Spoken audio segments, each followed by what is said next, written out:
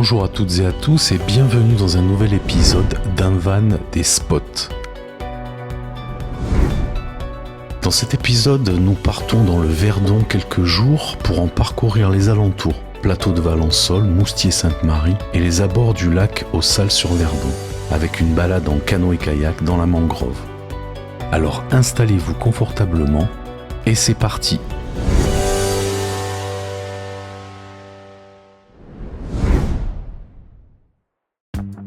Partir dans le Verdon des Alpes-Maritimes, c'est le plaisir de parcourir les paysages du Var. Des forêts plus belles les unes que les autres.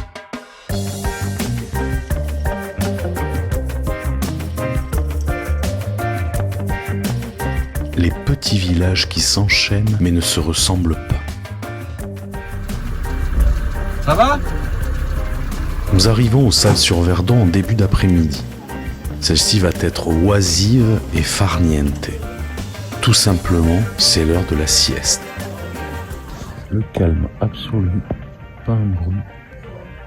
On est pas mal.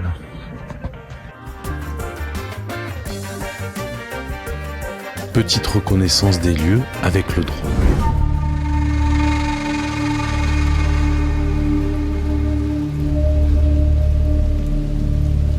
Le lac de Sainte-Croix est situé entre les départements du Var et des Alpes de Haute-Provence.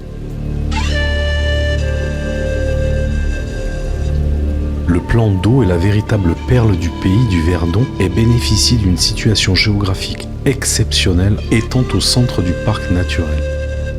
Tout d'abord, il faut dire qu'il s'agit d'un lac artificiel alimenté par la rivière du Verdon et qu'il bénéficie d'une superficie de 22 km².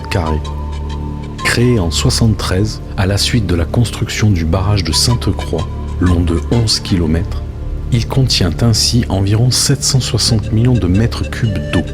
En outre, le lac de Sainte-Croix est le plus grand du Verdon et sera le lieu préféré de vos vacances et de vos activités nautiques.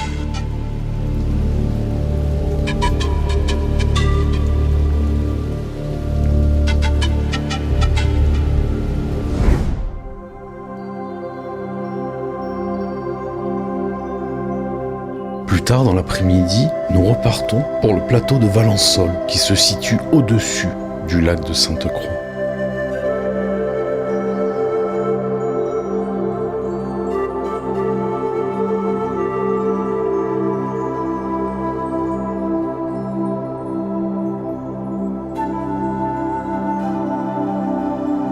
Le plateau de Valençol est une région naturelle.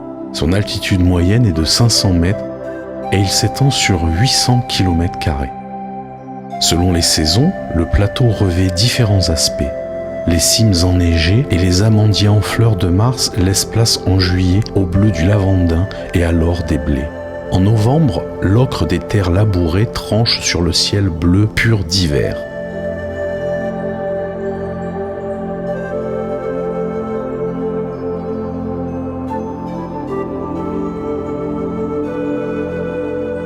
Le développement de son agriculture est particulier puisque c'est le seul espace ouvert et vaste du Verdon. Depuis celui-ci, vous pourrez admirer toute la chaîne des Préalpes, le massif du Dévoluy, le Montmenier, le Chiran, le Mour de Chagné, la montagne de Lure, le Mont Ventoux, le massif de la Sainte-Victoire et de la Sainte-Bonne.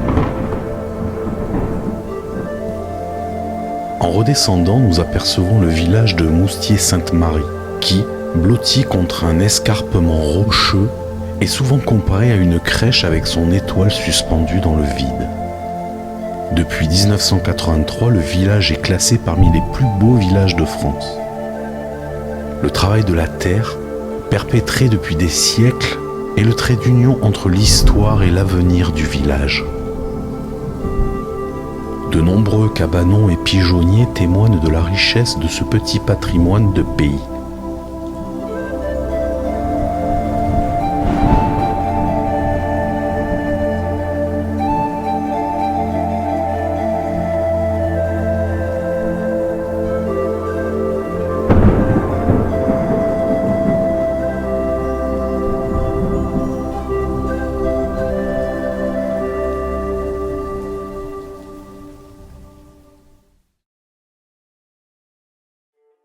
cette nouvelle journée, c'est un réveil au camping d'Eguine.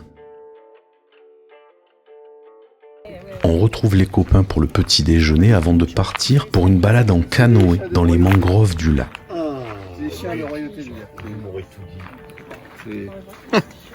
Petit de la coque. Et ouais. Hein? Il se refuse rien.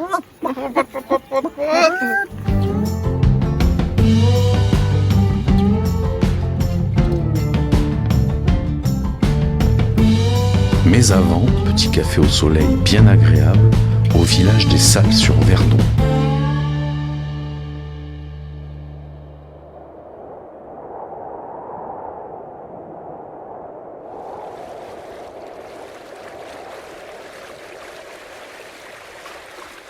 Arrivé à la base nautique de notre ami Pedro, nous nous emparons des canoës-kayaks.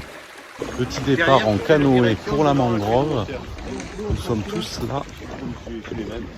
Et on va voir ce que ça donne. C'est assez rare de voir le niveau de l'eau aussi haut sur les berges. C'était l'idée de notre ami René de nous faire découvrir ce paysage changeant des abords du lac.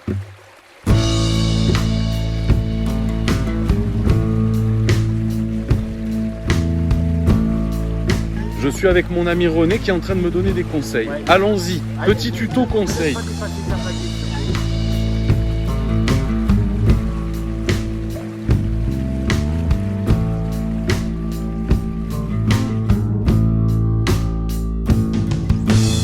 Un paysage qui rappelle une mangrove. Sainte-Croix sert entre autres de réserve d'eau douce pour le sud-est, en particulier Marseille.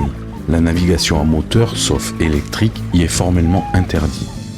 Ça et l'absence de villes importantes autour du lac lui permet de conserver un aspect sauvage, contrairement à la plupart des lacs de cette taille. Par définition, la mangrove est un écosystème de marais maritimes incluant un groupement de végétaux spécifiques, principalement ligneux, ne se développant que dans la zone de balancement des marées, des côtes basses des régions tropicales. Mais on trouve aussi des marais à mangroves à l'embouchure de certains fleuves, et très exceptionnellement en eau douce. Elle constitue l'un des 14 grands biomes terrestres définis par le WWF.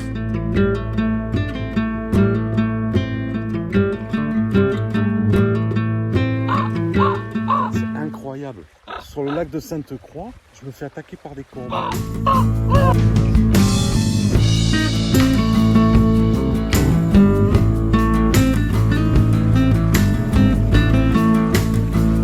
Un peu plus loin, nous trouverons une petite plage pour nous arrêter pique-niquer.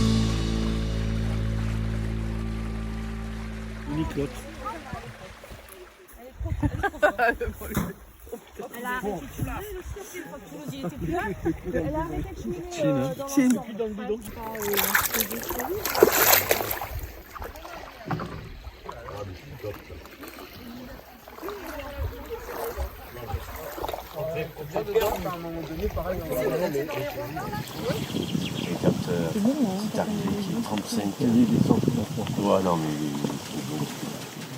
Un ami nous rejoindra en bateau et nous admirons tous ensemble ses talents de navigateur pour approcher la plage et repartir.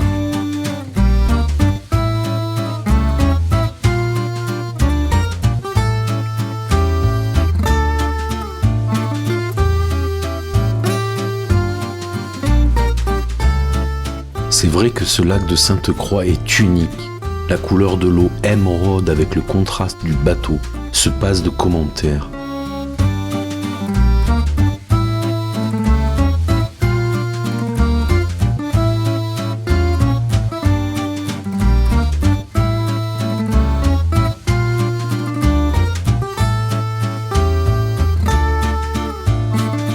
Tout au long du week-end, ça n'a été que cela, émerveillement et bon moment de partage entre amis.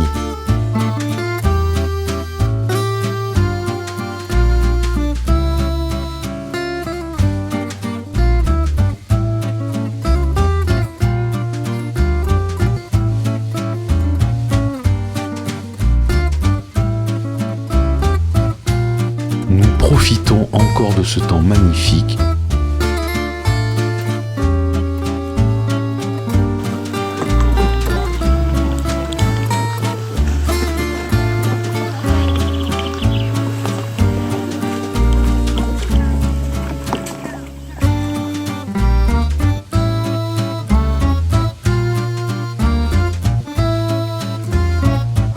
Certains reprennent la route pour rentrer, mais avec René, nous décidons de passer une dernière nuit de bivouac sur Egin.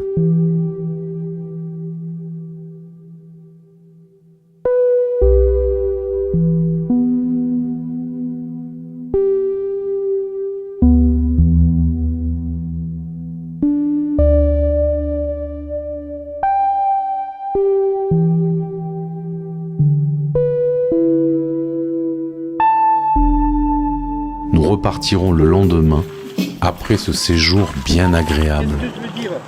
Une histoire absolument extraordinaire. En Irlande.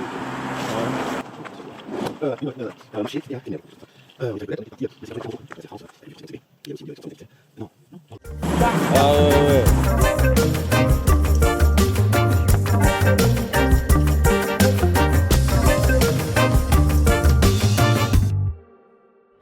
Eh bien, nous espérons que cet épisode d'un van des spots vous aura plu. N'hésitez pas à lâcher un petit like, à vous abonner, activer la cloche pour être au courant des prochains épisodes.